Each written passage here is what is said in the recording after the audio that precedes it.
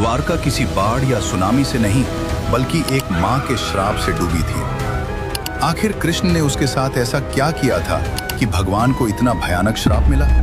आइए डिकोड करते हैं। महाभारत का युद्ध समाप्त हो चुका था। कुरुक्षेत्र की मिट्टी खून से लाल थी और गांधारी के 100 पुत्र मारे जा चुके थे। जब भगवान श्री कृष्ण पांडवों के साथ गांधारी को सांत्वना देने पहुंचे तो गांधारी का पुत्र शोक ज्वालामुखी की तरह फट पड़ा। उन्होंने रोते हुए कृष्ण से कहा, हे वासुदेव, तुम तो ईश्वर हो, त्रिकालदर्शी हो। अगर तुम चाहते तो ये विनाश रुक सकता था।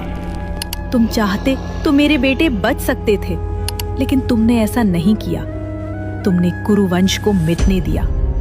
श्री कृष्ण चुपचाप सुनते रहे। तब क्रोध में आकर गांधारी ने अपनी आंखों की पट्टी पर हाथ रखा और एक भयानक श्राप दिया। हे कृष्ण, मैंने जीवन भर पतिव्रता धर्म का पालन किया है। मैं अपने उसी तपोबल से तुम्हें श्राप देती हूँ कि जिस तरह आज मेरे 100 पुत्र मरे हैं और कौरव वंश का नाश हुआ है, ठीक उसी तरह आज से 36 साल बाद तुम्हारे यदुवंश का भी नाश हो जाएगा।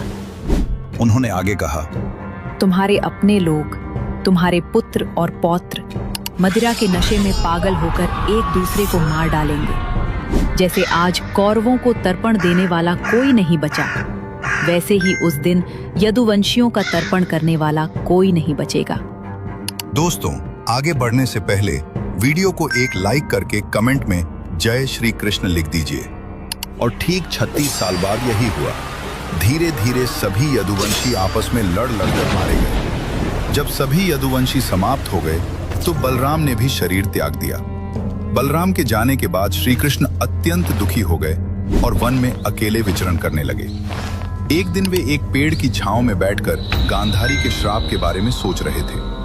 उसी समय जरा नामक एक शिकारी ने दूर से श्री कृष्ण के पैर के अंगूठे को हिरण का मुख समझकर तीर चला दिया और कृष्ण ने अपना देह त्याग दिया। देह का त्याग करते ही भव्य द्वारका नगरी हमेशा के लिए समुद्र की गहराइयों में समा गई। दोस्तों, कहते हैं कि कर्म का फल भगवान को भी भोगना पड़ता है।